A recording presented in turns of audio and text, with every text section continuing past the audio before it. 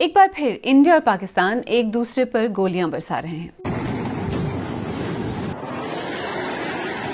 India has demonstrated considerable restraint in its response. Pakistan reserves the right and will respond to this aggression.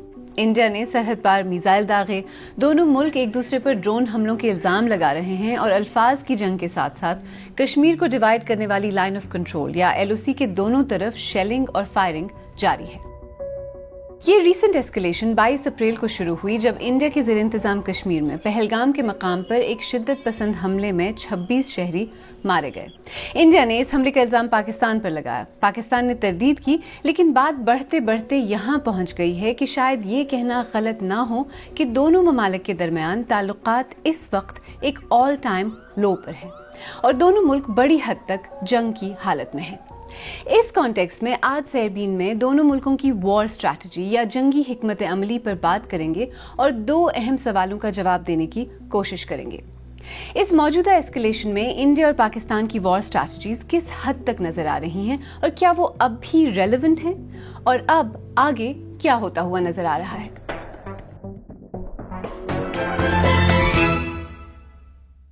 आज हम मौजूदा सूरत हाल में दोनों मुल्कों की वॉर स्ट्रैटेजीज और उनकी रेलेवेंस पर तफसील से बात करेंगे, लेकिन आइए पहले इंडिया पाकिस्तान के दरमियान कशीदगी, एस्केलेशन और जाहिरियत की माजी करीब में तारीख पर एक क्विक नजर डालते हैं। दोनों हमसाया मुल्क अब तक 3 रिवायती जंगें लड़ चुके हैं, लेकिन 1998 में होने वाले जौहरी टेस्ट के बाद सारे डायनामिक्स बदल गए। दोनों ममालिक के पास एटमी हथियार होने का मतलब यह है कि कारगिल जंग के बावजूद, जो कि एटमी टेस्ट के बाद हुई थी, एक कन्वेंशनल वॉर या रिवायती जंग के इम्कानात काफी हद तक कम हो गए हैं। कारगिल के बाद भी बात फुल स्केल वॉर तक पहुंच गई थी। इसी तरह 13 दिसंबर 2001 को इंडियन पार्लियामेंट पर होने वाले शिद्दत पसंद हमले के बाद, उड़ी में 2016 में हमले के बाद, फिर 2019 में पुलवामा के मकाम पर होने वाले हमले के बाद भी दोनों ममालिक जंग के दहाने पर पहुंच गए थे। अब पहलगाम हमले के बाद एक बार फिर यही हुआ है। हर बार शदीद कशीदगी, दोनों तरफ की फौजों को मोबिलाइज करना और कई बार स्ट्राइक्स और काउंटर स्ट्राइक्स, लेकिन अब तक हर बार फुल स्केल वॉर या भरपूर जंग होते होते बच गई है। अक्सर न्यूक्लियर डिटरेंट की बात की जाती है और इस पर प्रोग्राम में आगे चलकर तफसील से बात करेंगे, लेकिन बात सिर्फ एटमी हथियारों की ही नहीं।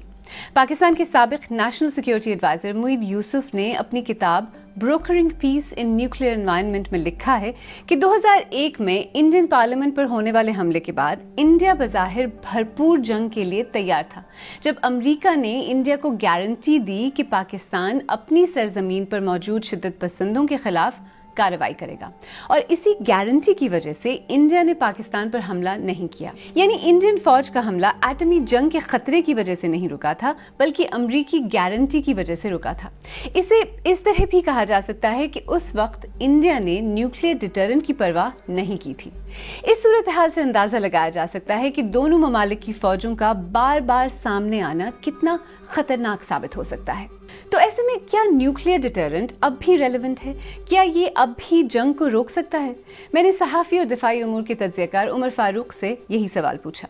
जो ग्रेजुअली इंडियंस ने ये स्ट्रैटेजी अपनाई कि उरी हो गया, पुलवामा हो गया, उसके बाद ये वाला वाक़या हो गया, इसमें ग्रेजुअली उन्होंने इनकर्जन्स की और इनकर्जन्स के ज़रिए ये साबित करने की कोशिश की कि पाकिस्तानियों का न्यूक्लियर डेटरेंस जो है वो फेल हो गया है। जो मिलिट्री मैन परसीव कर रहा होगा ना इन स्ट्राइक्स को, और वो ये कर रहा होगा कि इंडियंस ने बहुत से डिसिप्लिन्स ऑब्जर्व किए हैं जो न्यूक्लियर डेटरेंस रिक्वायर करता है। अब मेजर वॉर को अवॉइड कर सकता है, ये लार्जली डिपेंड करेगा कि पाकिस्तानी कितना रिस्क लेते हैं अपना रिस्पॉन्स डिज़ाइन करते हुए।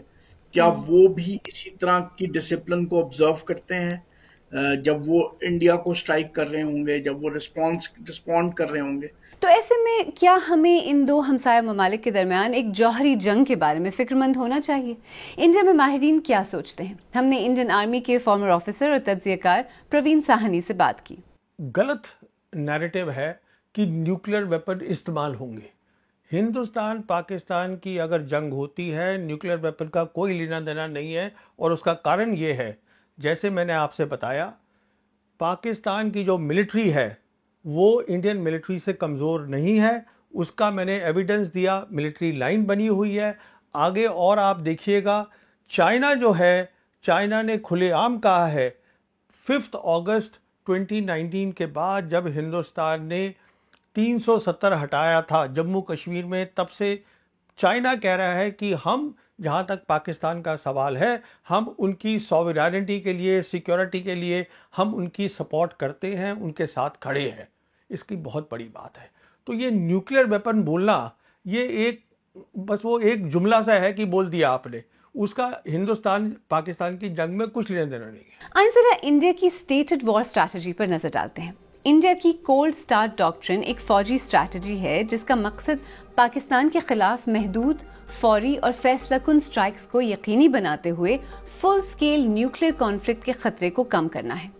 इसमें पहले से पोजीशन संभाले हुए दस्ते शामिल हैं जो फौरी जारहाना ऑपरेशंस लॉन्च करने की सलाहियत रखते हैं। मकसद न्यूक्लियर वॉर से बचते हुए पाकिस्तान को अच्छा खासा नुकसान पहुंचाना है। 2017 में Indian army chief general Rawat ने तस्लीम किया था कि रिवायती जंग लड़ने के लिए इस नौइयत का नजरिया मौजूद है। अमेरिका में कायम think tank Henry L Stimson center ने 2017 में शाया करदा अपनी रिपोर्ट में कोल्ड स्टार्ट के इस नजरिए को इन अल्फाज में बयान किया। 2001 से 2002 के दौरान पाराकरम के नाम से होने वाली कार्रवाई में इंडियन फौज की तेजी से नक्ल हरकत करने में नाकामी की वजह से ये स्ट्रैटेजी वजूद में आई। तो क्या ये अब भी रेलेवेंट है? लड़ाई ही बदल गई है। वो लड़ाई ऐसे बदल गई है कि कोल्ड स्टार्ट के टाइम पर सोच ये थी कि एयरफोर्स ग्राउंड फोर्सेस की आर्मी की मदद करेगी। आज की लड़ाई ये है क्योंकि इतनी सारी टेक्नोलॉजी एयरफोर्स में आ गई है कि एयरफोर्स लड़ाई शुरू करेगी। एयरफोर्स लड़ाई शुरू करेगी, एयरफोर्स एक एयर कॉरिडोर क्रिएट करेगी और उस अम्ब्रेला के अंडर जो वो क्रिएट करेगी, फिर फौज आगे बढ़ेगी। पहले ये था कि फौज चलेगी और एयरफोर्स उसकी मदद करती रहेगी। अब ये पहले जाएगी एयरफोर्स, तो ये सोच ही पूरी बदल गई है। अब कोल्ड स्टार्ट का कोई मतलब ही नहीं है। और पाकिस्तान में इंडिया की कोल्ड स्टार्ट फौजी स्ट्रैटेजी को कैसे देखा जाता है? मेरा ख्याल है ये जो कोल्ड स्टार्ट डॉक्ट्राइन था पाकिस्तान में परसीव किया गया एज अ मेजर थ्रेट, जिसके बाद उन्होंने मेरा ख्याल 2013 में नसर नामी 60 किलोमीटर का रेंज का जो मिसाइल है जो टैक्टिकल न्यूक्लियर वेपन्स डिलीवर करने के लिए इस्तेमाल हो सकता है, उसका तजर्बा किया।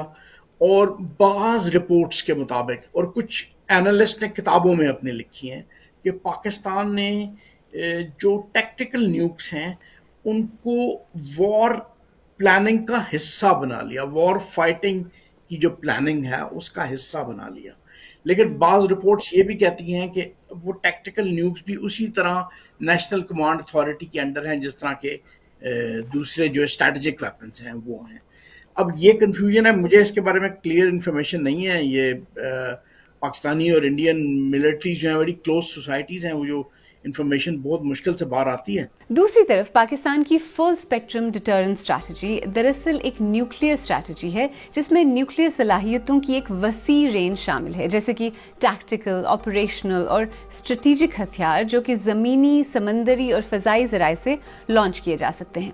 इसका मकसद इंडिया जैसे ममालिक को डिटर करना या हमला करने से रोकना है। एक तरह से ये हिकमत अमली इंडिया के कोल्ड स्टार्ट डॉक्ट्रिन का जवाब है जो कि महदूद रिवायती ऑफेंसिव्स पर फोकस करता है। बज़ाहिर इंडिया की स्ट्रैटेजी तो अब तब्दील हो चुकी है, क्या फुल स्पेक्ट्रम डिटरेंस अब भी रेलेवेंट है? पाकिस्तान की स्ट्रैटेजी भी बदली है? पाकिस्तानी जो हैं वो ये समझते हैं कि उनका कन्वेंशनल कैपेबिलिटी और उनके न्यूक्लियर एसेट्स, जब दुश्मन को, इनकी इंटेलिजेंस इतनी होती है, इंडियंस की इतनी इंटेलिजेंस होगी कि वो क्या परसीव कर रहे होंगे कि पाकिस्तान के पास क्या क्या एसेट्स हैं, तो वो जो परसीव करेंगे ना, वो ये परसीव करेंगे कि ये सारा कुछ, ये सारे एसेट्स डेवस्टेट कर सकते हैं किसी भी कंट्री को। जब वो पूरी तरह एम्प्लॉय होंगे तो वो डेवस्टेट पूरी शहरी आबादी को और मिलिट्री एसेट्स को। ऑब्वियसली इंडियंस के पास भी वही हथियार हैं और बड़े मॉडर्न हथियार हैं और वो भी डेवस्टेट कर सकते हैं। तो ये फुल स्पेक्ट्रम डिटरेंस ना सिर्फ ये कि उसमें टैक्टिकल न्यूक्स हैं, स्ट्रैटेजिक वेपन्स हैं, बल्कि कन्वेंशनल वेपनरी जो पुलवामा के बाद से पाकिस्तान ने मैसिव स्केल पे इंडक्शन की है चाइनीज वेपन सिस्टम्स की। तो अब ये पुलवामा वाली पाकिस्तानी मिलिट्री नहीं है, ये बहुत जदीद असले से लेस मिलिट्री है। पाकिस्तानी जो मिलिट्री है, कन्वेंशनल वेपन्स इनके पास जदीद हैं। पाकिस्तान की जानिब से अक्सर महदूद पैमाने पर एटमी हथियार इस्तेमाल करने की बात की जाती है, यानी टैक्टिकल न्यूक्लियर वेपन्स के इस्तेमाल की बात की जाती है। इंडिया में इसे कैसे देखा जाता है? ये भी एक जो है बस एक कहने की बात है। उनका कहने का मतलब ये है, जब फुल स्पेक्ट्रम की बात करते हैं कि क्योंकि उनका क्या है, अगर आप सरहद देखें, लाइन ऑफ कंट्रोल देखें या हमारा बॉर्डर देखें, उनकी बहुत सारी अहम जो सिटीज़ है जैसे लाहौर हुआ वो एकदम बॉर्डर के साथ है। तो अब उनका कहना ये है कि अगर हिंदुस्तान कोल्ड स्टार्ट करता है और एकदम फौजें वहाँ ले आता है और एकदम फौज कूद के 40 किलोमीटर दूर लाहौर है वहाँ आ जाती है, तो हम टैक्टिकल न्यूक्लियर वेपन भी यूज़ कर सकते हैं। ये सिर्फ कहने की बात है। टैक्टिकल न्यूक्लियर वेपन का मतलब वो नहीं है पाकिस्तान का जो कि वेस्टर्न देशों का है। आइए यहाँ पर इन दोनों की आर्मीज का एक मुख्तसर सा कंपैरिजन करते हैं। 2025 में दुनिया की ताकतवर आर्मीज की एक रैंकिंग में 145 ममालिक में इंडिया का चौथा और पाकिस्तान का 12वां नंबर है। अगर एयरफोर्स की बात करें तो इंडिया के 31 स्क्वाड्रन्स के मुकाबले में पाकिस्तानी एयरफोर्स के पास 11 स्क्वाड्रन्स हैं। फाइटर जेट्स और बमबार तैयारों की तादाद के लिहाज से भी इंडिया को बरतरी हासिल है। पाकिस्तानी एयरफोर्स के सबसे कारआमद हथियार अमेरिका से हासिल करदा F-16 और चीन की मदद से तैयार किए गए JF-17 थंडर और J-10C तैयारे हैं।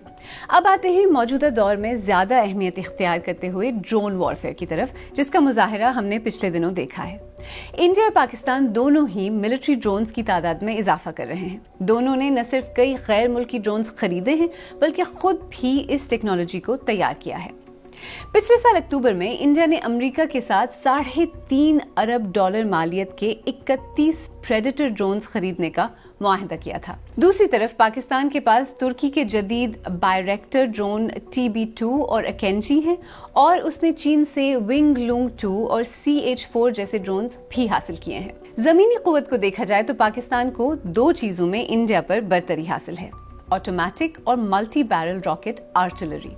लेकिन इंडिया के पास पाकिस्तान के मुकाबले में तकरीबन 1.5 गुना ज्यादा टैंक्स मौजूद हैं। दोनों मुल्कों के मिसाइल प्रोग्राम भी मुख्तलिफ नौइयत के और रेंजेस के मिसाइल से लैस हैं। पाकिस्तान के पास बैलिस्टिक मिसाइल्स में हतफ और नस्र, शॉर्ट रेंज में अब्दाली, गजनवी और बाबर, मीडियम रेंज में गौरी, अबाबील और शाहीन हैं और इनकी ज्यादा से ज्यादा रेंज 2700 किलोमीटर के करीब है।